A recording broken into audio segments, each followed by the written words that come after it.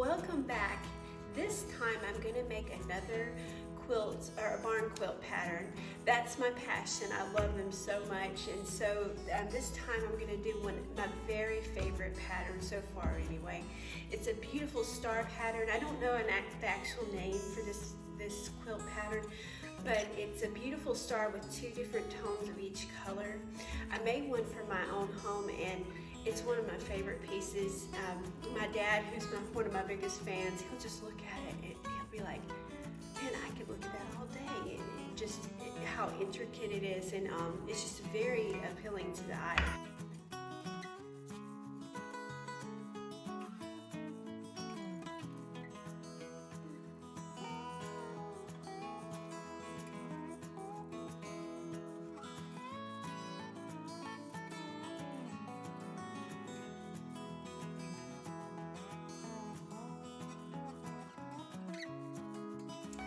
Alright, so the sign is all put together. The first thing I'm going to do is I'm going to find my horizontal line and my vertical line, go right through the middle. That's the first thing I'm going to do.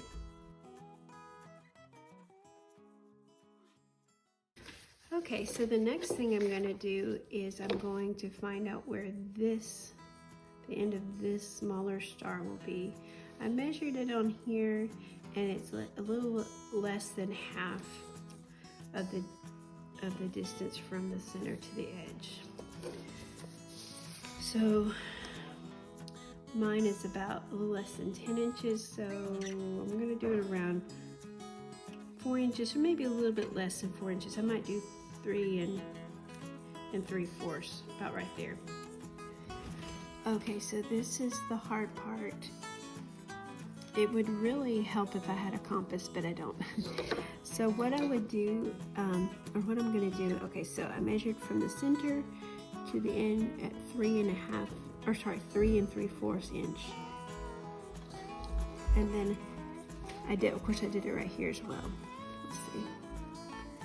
And actually I did this one wrong. No, I didn't, I'm off. There we go. So right there at 3 3/4, and then I'll go right kind of in the middle, 3 3/4, and then maybe like halfway through that, kind of see where that is.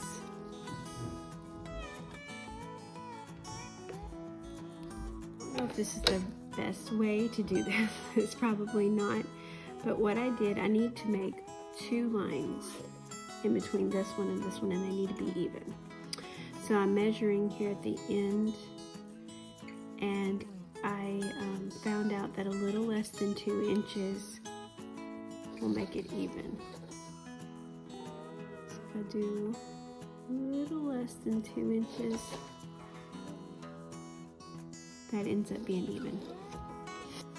Alright, so I have all my lines for the star in the middle, and I've measured off the longest part of the star. Now I got to figure out where I want this shorter part.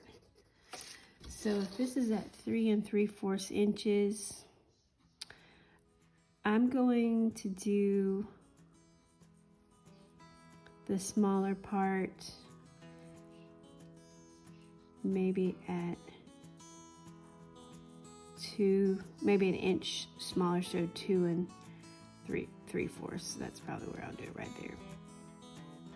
Alright, so how I'm going to find out where to put that shorter line is I'm going to measure between each one, and like I said a while ago, that's 2 inches about, and so I'm going to find the middle of each line, of each 2 lines, and then I'm going from the center, I'll line it up with that,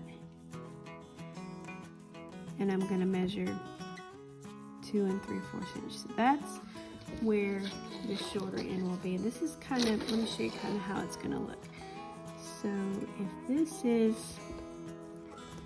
3 3/4, and I already got that one marked, now I'm going to draw my line.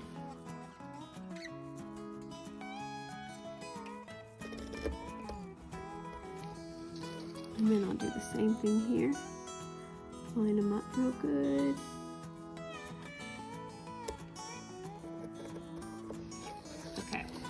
there's the beginning. Oh, and I didn't even draw that line. Let me go ahead and do that too. I marked it, but I didn't draw it. So there's, okay. And so I'm gonna do the same thing right here. Find out where the center is, which is about right here. This time go ahead and make sure I draw that line. And mark off 2 3/4 inch, which is right there. And then I will meet those two lines together, like that. And find out exactly where this one is. It's right here. So I'm gonna meet those two together. And then I'm gonna work my way around the whole circle.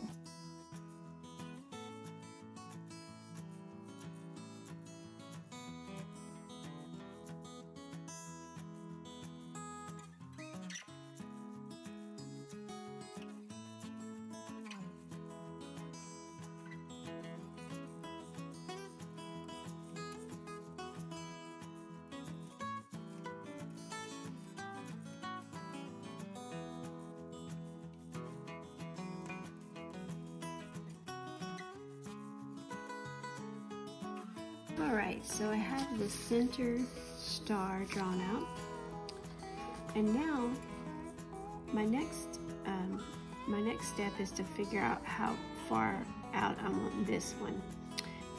5.5 inches. But here's the trick. It's in the center. It's gonna be on the same line actually. Let's see, I'll show you right here. So it's gonna be on the very same line as this one right here. So that makes it actually simpler. So this right here, I'm gonna just extend it to, did I say 5.5 inches? Let's see if I still like that. So I'm gonna bring it out to right here, 5.5 inches. And I think that looks good. So I'll draw that line out a little further.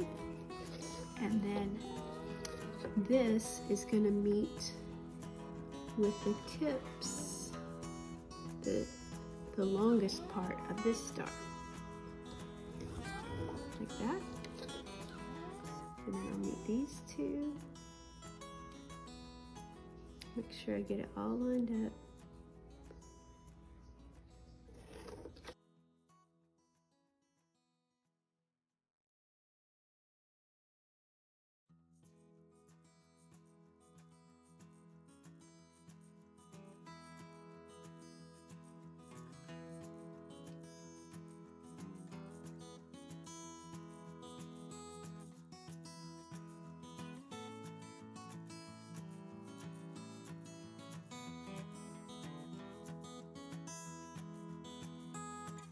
Alright, so now we have the middle star and then the outer star drawn out. So here's the middle star and then here's the outer one. Now it's a breeze after this because the long points are going to go straight with the lines that we already have made. So it comes just a little bit under 6 inches from, let's move this a little bit, from this point to the end of the board. It's almost 6 inches. So I'll measure around and make sure all of them are about the same.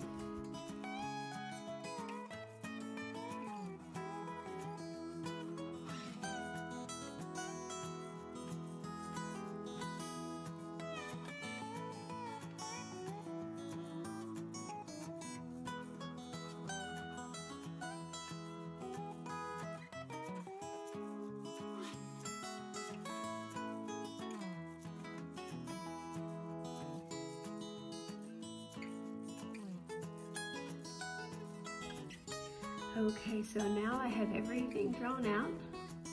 There's the middle star. We'll zoom out. Get everything out to the edges as far as I can go. can see it goes out to the edges. There you go. So now the next step is to paint in all the sections.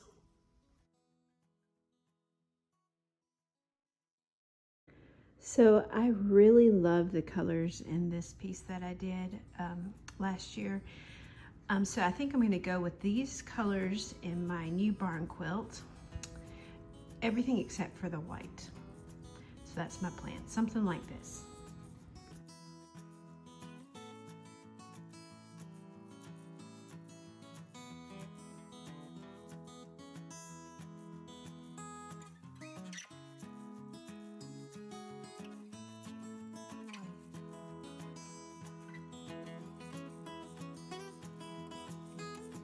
Okay, so I'm finished with the darker burgundy. It looks almost black in this picture, but it really is a reddish tint.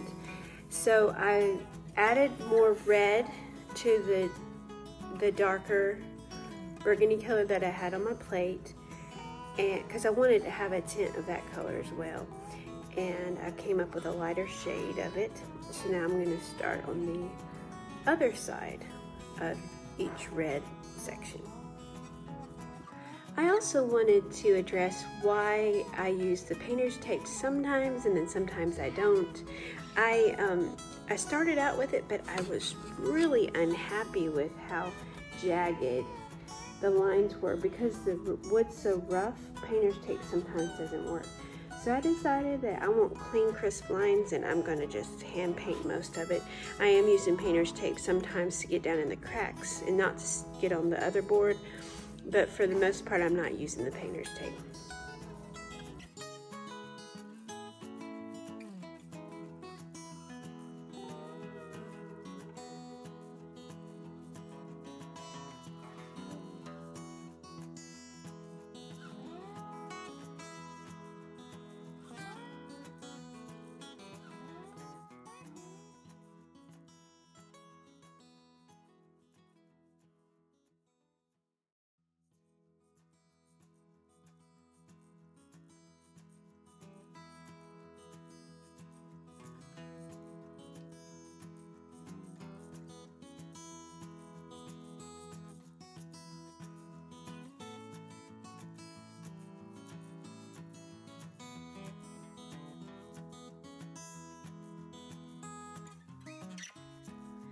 Alright, so I did the lighter purple. It's almost like a periwinkle color almost, maybe a little bit more of a reddish shade.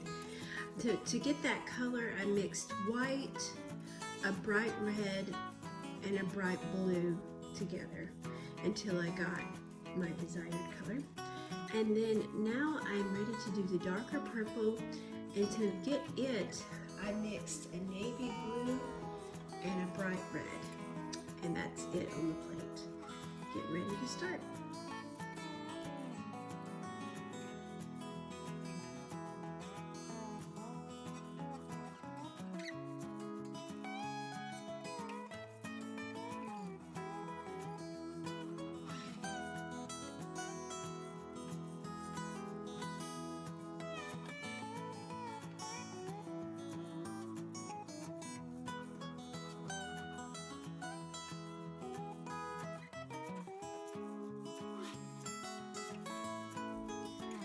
Alright, so I've got the purples and the reds done, and now I'm going to do the yellows.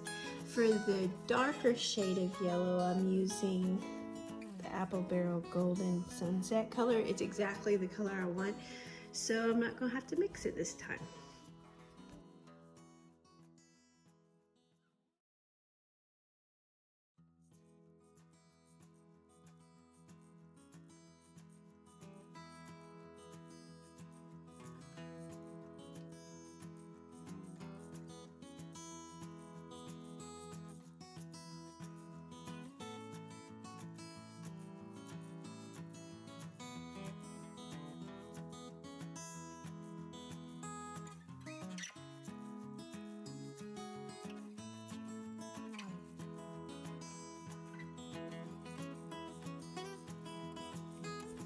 Okay, so I got the darker yellow done, and now I'm going to do the lighter yellow. It's Apple Barrel acrylic paints, and it's called Sunny Day.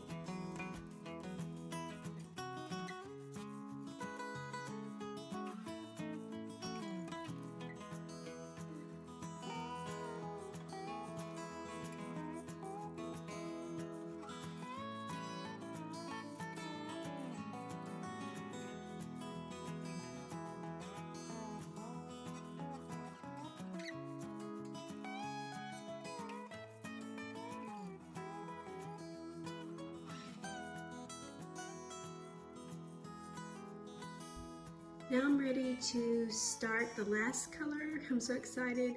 So it's going to be green. The lighter shade of green, I used 3 different acrylic paints. I used like a bluish color, I think it's called 2 blue, and then I used a palm leaf, which is a light green, and then some white, and just kind of mixed it until I like the color. I wanted the green to have just a little bit of a blue tint to it. So that's what I'm using.